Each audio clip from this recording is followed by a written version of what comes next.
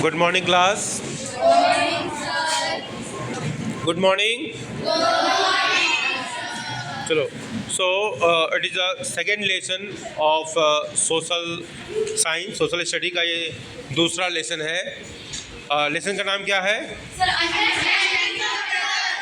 Very good.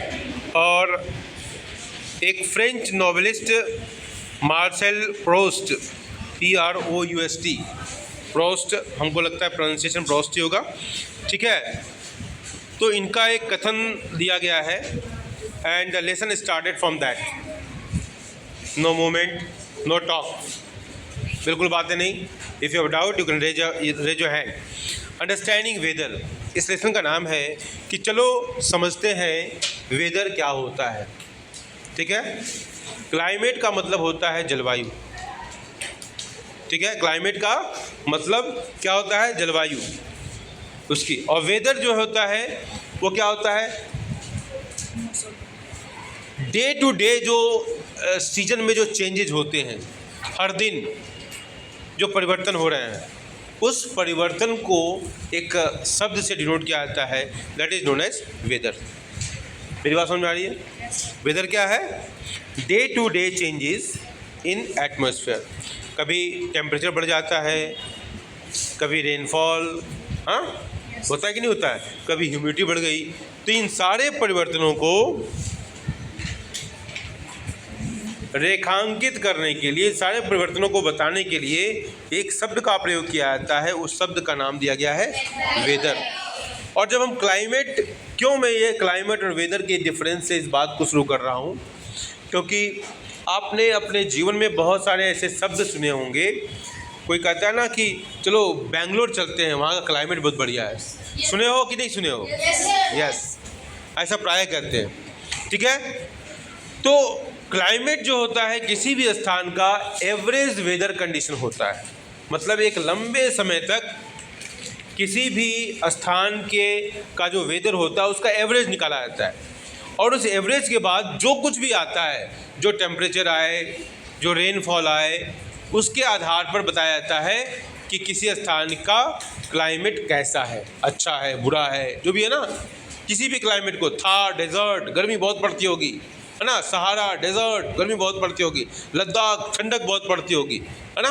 क्योंकि average, on an average वहाँ का क्लाइमेट, वहाँ का जो वेदर है वो एक समान होता है. बड़ो माइंड. और इसलिए उसको क्लाइमेट का नाम दिया जाता है, average weather condition of a place. अब ये क्या कहते हैं मार्शल साहब? A change in the weather is sufficient to create the world and oneself anew. ठीक है. Change in a weather is sufficient to create the world and oneself anew. ठीक है. जो वेदर में होने वाला परिवर्तन है अपने आप को और विश्व को एक नयापन देने वाला होता है. बड़ा माइंड. चलिए, मतलब जो कुछ मैं बता रहा हूँ वो समझ में तो आ रहा है. ठीक है. तो यहाँ क्या कहा गया? यहाँ क्या कहा गया? A change in the weather is sufficient to create the world and a oneself undue.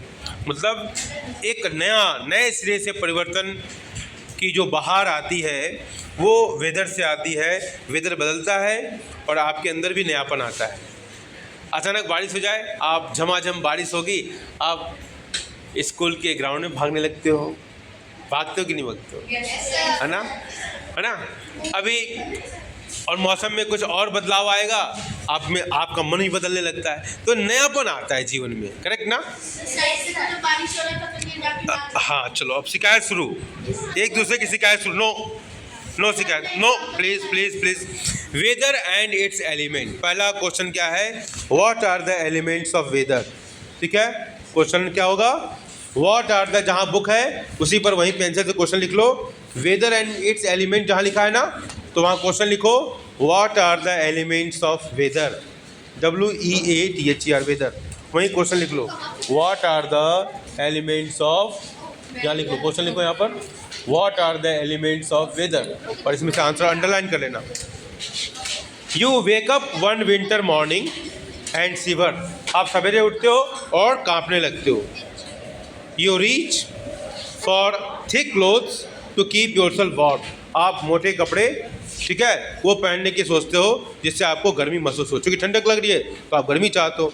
In the summer you choose clothes that keep you cool and comfortable. ठीक है, तो आप इस तरीके के कपड़े पहनना पसंद करते हो जिससे आप कंफर्टेबल रह पाएँ। ठीक है, you are responding to your body signals. आप अपने शरीर जो संकेत दे रहा है उस संकेतों को फॉलो करना चाहते हो। जैसे अभी स्वेटिंग होती है, sir fan please, mama fan please, cooler चला दो, एसी चला, जो भी जिसके पास सुविधा है, तो आप अपने बॉडी के अनुसार डिमांड करते हो। प्यास लगती है तो कहते पानी प्लीज़, भूख लगती है तो कहते रोटी प्लीज़, कहते हो ना, भूख को दूर करने के लिए, करेक्ट ना।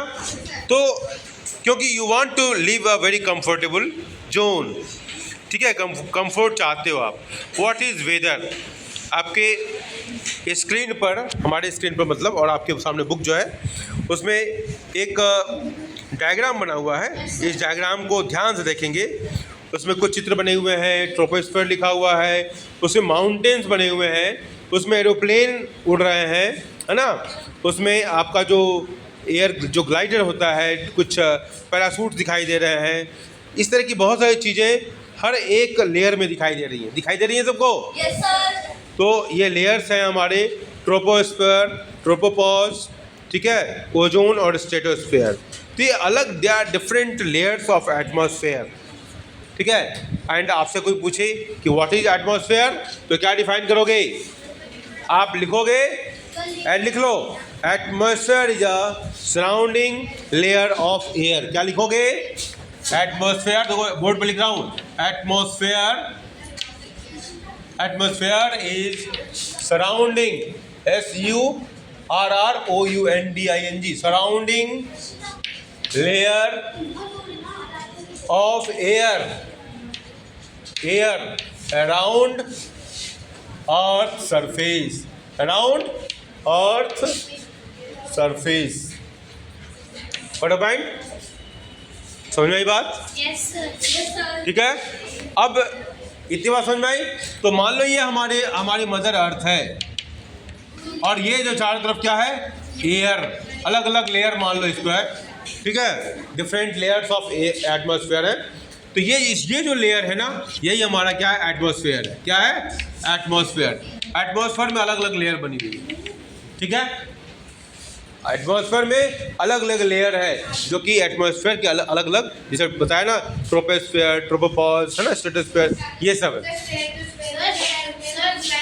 Okay, very good. और ये बिल्कुल क्लियर है, सही किसी ने बताया कि ट्रोपोस्फेयर में एरोप्लेन वगैरह क्या होते हैं? फ्लाई करते हैं। चलो, वेरी गुड, बहुत अच्छे बच्चे। चलिए, तो weather is a state of the earth atmosphere at a particular time and place. Weather को कैसे डिफाइन किया? Is a state of the earth atmosphere. इस जो एटमॉस्फेयर है उसकी स्थिति क्या है, अभी क्या कैसा है? अभी देखो हमारे यहाँ बाहर देखो ह्यूमिडिटी है, ह्यूमिड है, बादल छाए हुए हैं, है ना, क्लाउडी, है ना, स्काई क्या है? क्लाउडी है। तो क्या है? ह्यूमिडिटी हो रही है, और जब ये गर्मी बढ़ रही है, करेक्ट ना। तो weather is a state of earth atmosphere at a particular time and place. But what is an atmosphere? Atmosphere क्या है? In simple terms, it is a layer of gases that surround some planets. हमारे planet कौन है?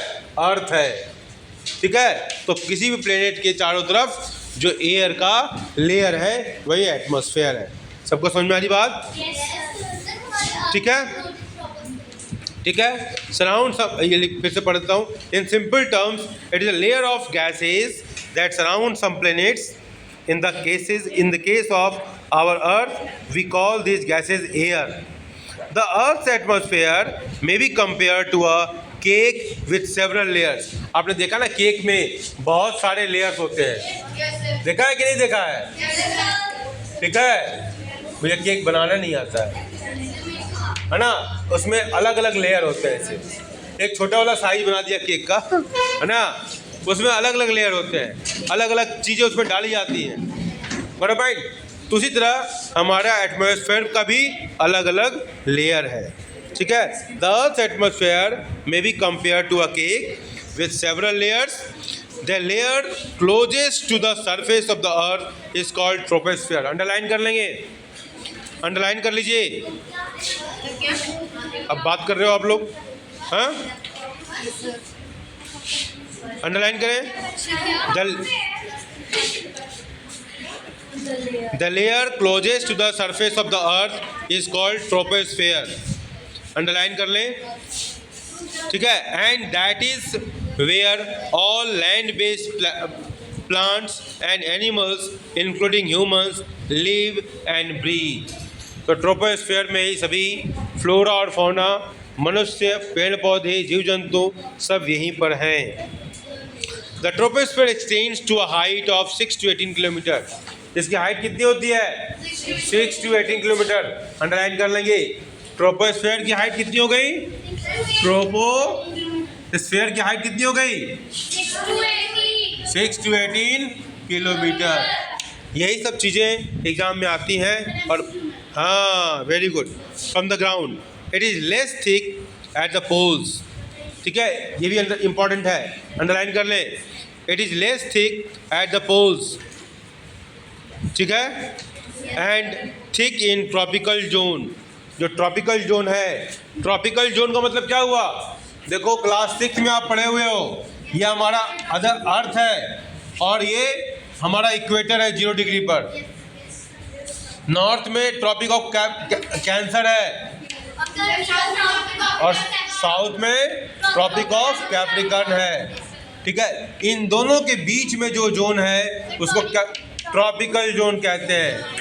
आप अपने black board पर जो लिखा हुआ है ना, इसको लिख ले, मैप में बना लो ट्रॉपिकल जोन, ठीक है। इससे क्या होगा ना, रिवीजन में आसानी होती है। बुक में ही बना लो ट्रॉपिकल जोन पेंसिल से कि ट्रॉपिकल जोन क्या होता है, between the tropic of Cancer and tropic of Capricorn. इसको अंडरलाइन कर लेंगे आप लोग, ठीक है। It is less thick at the poles and thick in the tropical zone. You will study more about the other layers in your science classes. We use many words to describe the weather: hot, cold, rainy, cloudy, humid, snowy, windy, and so on. So what are the different types of weather? तो आप लिख सकते हो hot weather, cold weather, rainy, cloudy, humid, snowy, windy, etc. ठीक है ना, underline कर लें, अंडरलाइन, ठीक है। आपका पेन नहीं है क्या? चलो करो, किसी से करो, पेन से करो, ये बार बार डिस्टर्बेंस होता है इस सब का काम करने से, ठीक है। They describe the different ways in which experience the element of weather, ठीक है। देखो आपने जो क्वेश्चन लिखा था what are the elements of weather, उसका आंसर अब आ गया। Temperature, precipitation, atmospheric pressure, wind, humidity, ये सब जो है क्या है? एलिमेंट्स ऑफ वेदर हैं। टेम्परेचर क्या है? हाउ हॉट और कोल्ड द एटमॉस्फेयर इज, वो टेम्परेचर है। प्रेसिपिटेशन क्या है? Any form of water such as rain, snow, sleet और hail that falls from the sky. Atmospheric pressure, the weight of the air above us felt on the earth surface. Wind, the movement of air including its speed and direction. Humidity, the amount of water vapor in the air. ये सारा कुछ लिखा भी हुआ है। अब आपके answer मिल गए ना? Yes, sir. समझ में आई बात? Yes, sir. चलो अब आपको यहाँ पर देखो एक्सप्लोर करने के लिए दिया हुआ है, इसको आप एक्सप्लोर करेंगे, है ना। और इसको हम आप जब एक्सप्लोर करके आएंगे तो फिर उस पर हम चर्चा करेंगे। ओके ओके, ठीक है। चलिए अब आते हैं वेदर को मेजर करने वाले इंस्ट्रूमेंट्स कौन कौन से हैं, ठीक है। किस प्रकार से हम वेदर के बारे में समझ आता है कि वेदर को प्रभावित करने वाले, जैसे पहला हमारा जो फैक्टर है टेम्परेचर, ठीक है। In your grade 6 science book Curiosity, you read about different types of thermometers, ठीक है, used for measuring temperature, the clinical thermometer and the laboratory thermometer. You also learned about temperature scales. One of them is the Celsius scale, another is the Fahrenheit scale. अब दो scale हैं, दोनों scale को underline कर लो, Celsius scale और Fahrenheit scale, ठीक है।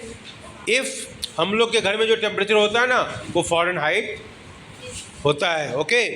If for instance we have a cool temperature of 15 degree Celsius noted as 15 degrees centigrade, it is the same as 59 degrees Fahrenheit noted as 59 degree F. सबको समझ में आई? तो ये इससे क्या पता चलता है कि टेम्परेचर का डिफरेंस सेल्सियस और फ़ारेनहाइट में है। कितना है आप निकाल के लाओगे।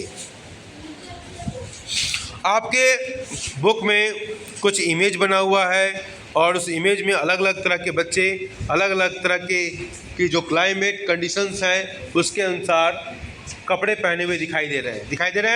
Yes, sir. ठीक है, इसका मतलब क्या है कि हमको वेदर के अनुसार अपने आप को चेंज करना चाहिए और नॉट, Yes, sir. और टीचर के अनुसार भी अपने आप को चेंज करना चाहिए। Sir, weather के according very good. to There are several types of thermometers. Some simply measures the ambient temperature. Others record the maximum and minimum temperatures during a day. Thermometers often use a colored liquid which expands then when the temperature increases. ठीक है, thermometer क्या है?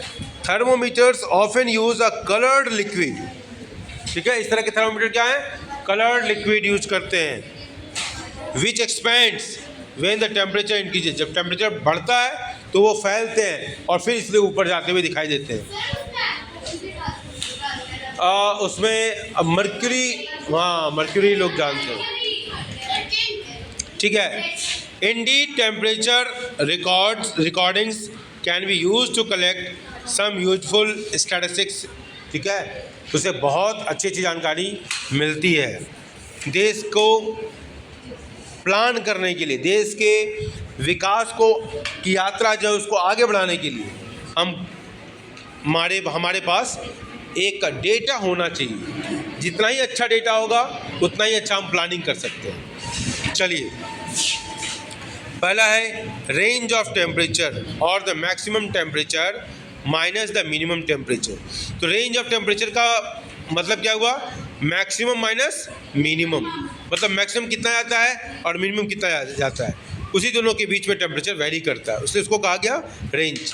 During a particular period of time, usually 24 hours. अब आते हैं mean daily temperature और the maximum temperatures plus the minimum temperature of the day divide by 2, ठीक है। तो मीन टेम्परेचर कहते हैं उसको, maximum temperature temp plus minimum temp divide by 2, ठीक है। इसको क्या कहते हैं? Mean daily temperature. तो आप में से बहुत सारे लोग ये इंटरेस्टेड होंगे टू नो कि आखिर सर ये आखिर कौन है, ठीक है। तो बिल्कुल सही है आपकी क्यूरियोसिटी। तो चलिए, हमारा अगला जो टॉपिक है जो डोंट मिस आउट में है, इसको आपको खुद ही पढ़ लेना चाहिए था। The Indian meteorological department was set up in 1875। जिस साल आर्य समाज की स्थापना हुई थी। इट्स मोटो इज आदित्य जयते वृष्टि, which means from the sun arises rain. The phrase comes from the ancient text Manusmriti, and the complete sentence reads, from the sun arises rain, from the rain comes food, and from food living beings originates. ये कितनी बड़ी बात है ना। सब कुछ हमको प्रकृति ने ही दिया है। सब कुछ हमको किसने दिया है? प्रकृति ने दिया है। Can you think of a reason why rain arises from the sun? Rain arises from sun, ऐसा क्यों होता है? उसके पीछे क्या कारण हो सकते हैं? और आपको इसके नीचे जो दिया हुआ है लेटेस्ट एक्सप्लोर करना है। करोगे explore? Yes, sir. Very good. तो ये आपने कुछ बच्चों ने एक्सप्लोर कर लिया है और ये निकाल भी लिया है, मिनिमम मैक्सिमम टेम्परेचर सब कर लिया है। तो हम अगली बार जब मिलेंगे तो प्रेसिपिटेशन से बात करेंगे। तब तक के लिए बाय बाय, धन्यवाद।